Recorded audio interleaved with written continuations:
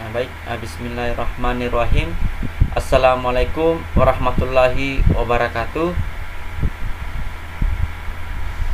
Perkenalkan, nama saya Ahmad Devi Basri dengan NPM 0735191128. Pada kesempatan kali ini saya akan menjelaskan terkait dengan tugas UTS, yaitu ujian tengah semester dari mata kuliah Etika Profesi, di mana tugas ini dibuat presentasi dalam bentuk video. Dan langsung saja kita masuk kepada inti pembahasan kita terkait dengan tugas UTS pada kesempatan kali ini. Langsung saja, di sini terdapat 5 soal, yang dimana soal pertama pengertian etika profesi, yaitu adalah sikap hidup berupa keadilan untuk dapat bisa memberikan suatu pelayanan profesional terhadap masyarakat itu dengan penuh ketertiban serta juga keahlian, yakni sebagai pelayanan dalam rangka melakukan tugas yang merupakan kewajiban terhadap masyarakat. Dan contoh etika profesi berikut ini beberapa contoh kode etik dari profesi kedokteran, mana bahwa kewajiban dokter diantaranya ialah memberikan pelayanan medis itu sesuai dengan standar prosedur operasional dan juga kebutuhan medis pasien, dan memberikan rujukan bagi pasien ke rumah sakit lain yang lebih ahli apabila diperlukan, menjaga rahasia sang pasien bahkan juga setelah pasien tersebut meninggal dunia, memberikan pertolongan darurat atas dasar komunikasi kemanusiaan kecuali terdapat ada pihak lain yang bertugas, serta juga mampu melakukannya dan meningkatkan ilmu pengetahuan pada bidang ilmu kedokteran. Dan soal kedua, uraikanlah apa yang menyebabkan seseorang melakukan pelanggaran etika profesi.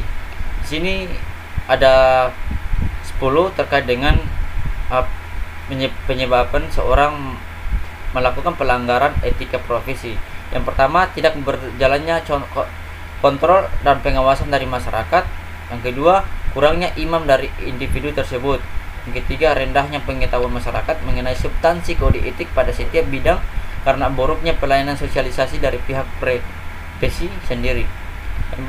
Belum terbentuknya kultur yang kesadaran dari orang tersebut.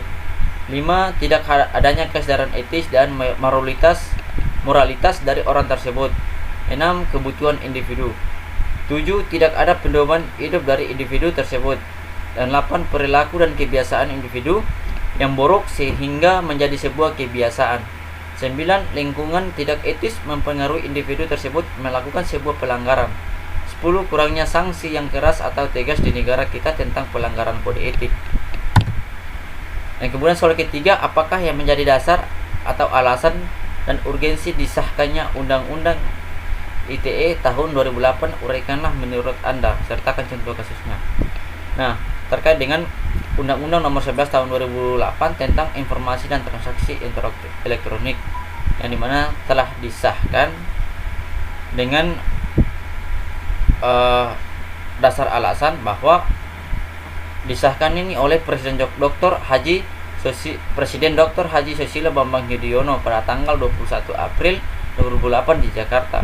Undang-Undang Nomor 11 tahun 2008 tentang informasi dan transaksi elektronik diundangkan pada tanggal 21 April 2008 di Jakarta oleh Mahkamah Ham Andi Matalata agar setiap orang mengetahuinya. Undang-Undang Nomor 11 tahun 2008 tentang informasi dan transaksi elektronik ditempatkan pada lembaran Negara Republik Indonesia tahun 2008 nomor 58. Penjelasan atas Undang-Undang Nomor 11 tahun 2008 ini tentang informasi dan transaksi elektronik ditempatkan pada tambahan lembaran Negara Republik Indonesia nomor 4843. Nah, contoh kasusnya yang dimana bahwa Undang-Undang Nomor 11 tahun 2008 tentang informasi dan transaksi elektronik ITE, lebih dikenal dengan Undang-Undang ITE, adalah undang-undang yang selalu bikin heboh karena mengharap sesuatu yang dibikin onar dan memiliki resonansi tinggi karena menyentuh ranah digital dan sosial media.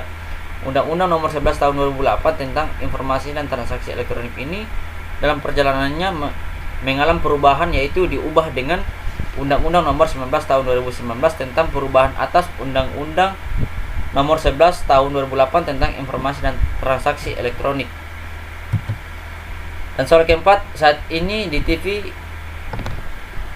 nasional mulai menjamur program-program yang materi acaranya mengambil video dari YouTube seperti On The Spot, Hotspot, Phonomania, Kasana dan tersebut.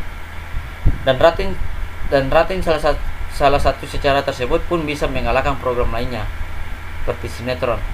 Nah, pertanyaannya, apakah program TV tersebut melanggar hak cipta? Berikan penjelasan.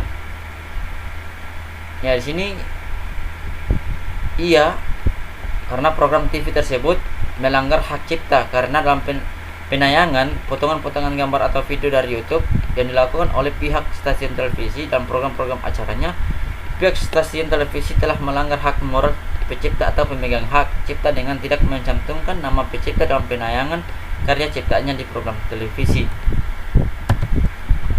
Dan soal terakhir yaitu kelima, dimana soal kelima ini itu soalnya Anda bekerja sebagai operator sebuah provider seluler.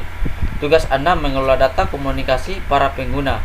Pada suatu saat ada pihak yang membutuhkan data informasi untuk penyelidikan sebuah kasus. Apakah Anda boleh memberikan informasi tersebut? Uraikanlah secara konvensional tidak boleh dan secara liberal itu boleh. Nah, yang dimana bahwa secara konvensional tidak boleh karena tidak dapat dibuka oleh pihak-pihak yang tidak berkepentingan, termaksud konten provider segala data informasi layanan telekomunikasi pelanggan. Seharusnya dirahasiakan bahwa data informasi layanan telekomunikasi kontennya bersifat rahasia, tidak dapat disebarluaskan. Nah, kemudian secara liberal boleh karena aturan tersebut tertuang dalam pasal 40 Undang-Undang Telekomunikasi nomor 36 tahun 1999 yang menyebutkan bahwa mengambil atau menyadap data dari pelanggan komunikasi dimungkinkan selama ada izin dari Jaksa Agung, Kapolri, dan penyidik untuk kepentingan penyelidikan khusus. Nah, mungkin sampai di situ saja terkait dengan pembahasan kita pada kesempatan kali ini, yang dimana terdapat 5 soal dari mata kuliah etika profesi. Apabila ada kesalahan atau penyampaian saya yang kurang jelas, saya secara pribadi mohon maaf yang sebesar-besarnya. Lebih dan kurangnya saya mohon maaf. Wabillahi taufik wal hidayah. Wassalamualaikum warahmatullahi wabarakatuh.